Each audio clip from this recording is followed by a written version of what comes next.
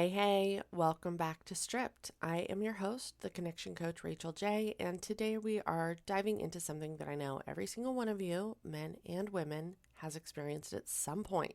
Fizzle frustration. You meet someone, sparks are flying, it feels promising, you're texting, flirting, maybe you've gone on a few dates. And then, out of nowhere, it just fizzles. No big blow up, no dramatic breakup, just meh. Or ghosted out of nowhere. Slow fade and ghosting are probably two of the most frustrating parts of dating today because you're left wondering what the hell happened. Was it me? Was it them? Did I do something wrong? Well, today I'm going to unpack why fizzles happen, the hidden characteristics both men and women are unconsciously testing for, and most importantly, what you can do to break this cycle so that you can finally get past that frustrating 2 to 3 week mark and into something real.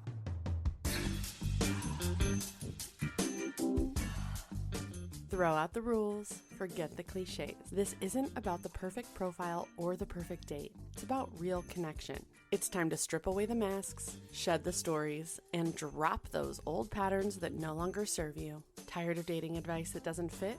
So are we.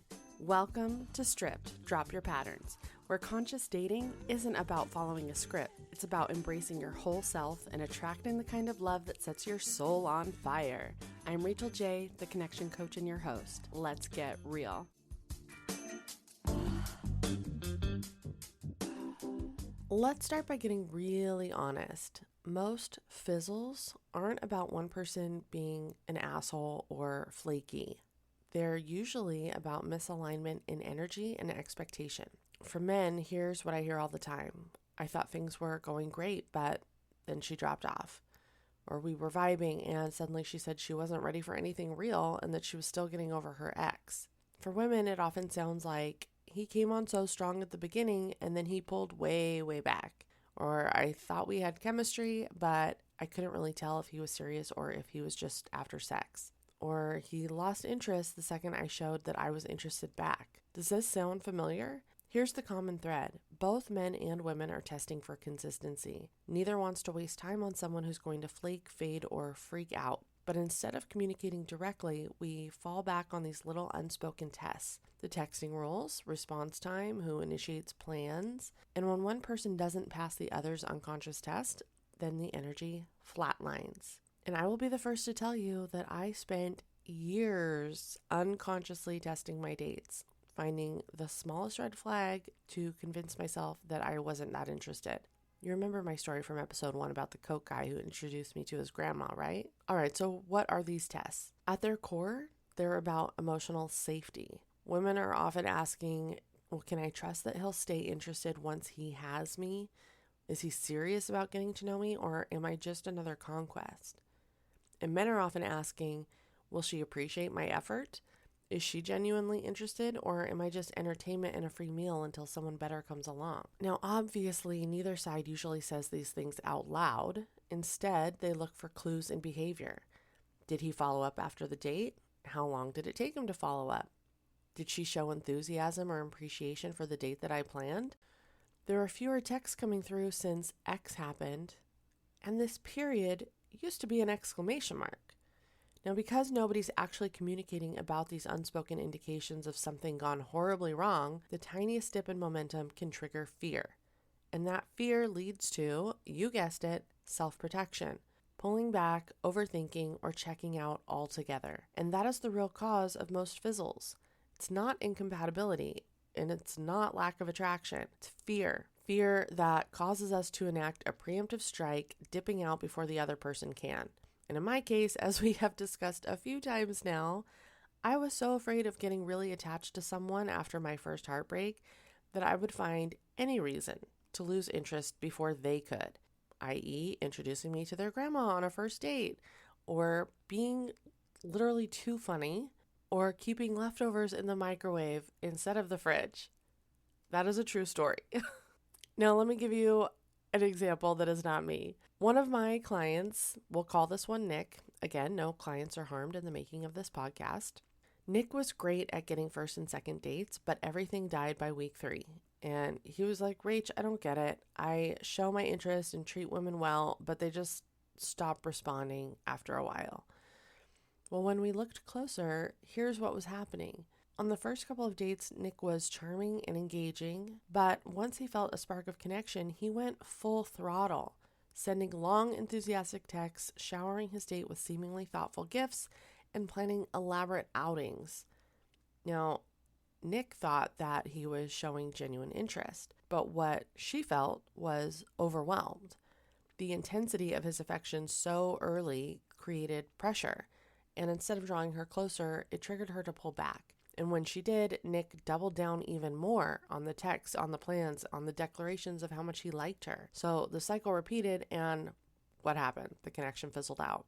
On the flip side, women have learned not to trust this overexertion, which we have come to know as love bombing. First of all, it's not sustainable. Everybody always brings their A game to the beginning of a relationship, and experience has taught us that a few or several months in, that A game drops to a C game at best. So right off the bat, we're skeptical of any sort of love bombing. And that skepticism can quickly become flat out cynicism. We might see these well-intended gestures, as in Nick's case, as a sign that the person is overcompensating for something. We just don't know what yet, and we're too exhausted by this whole process to stick around and find out. Now let's layer in the modern dating landscape. Things we talked about recently with the dating apps and the constant swiping and endless options. This culture actually makes fizzles even worse, because when things feel unclear, instead of leaning in and clarifying, people just disappear.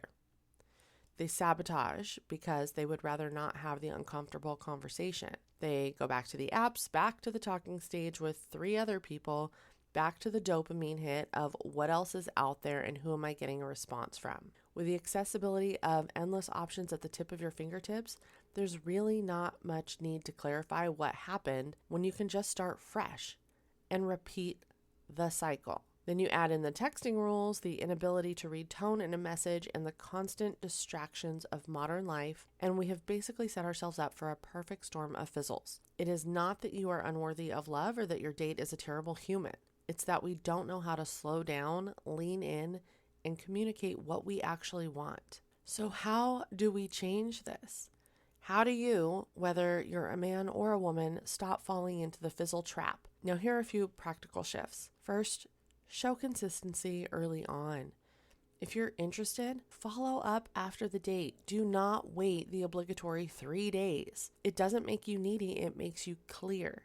And in fact, it's become very acceptable and actually a good sign if your date asks for reassurance that you got home safely. This is a very natural opportunity to say something short and sweet, like, I made it home. Thank you again for a great date. We should do this again.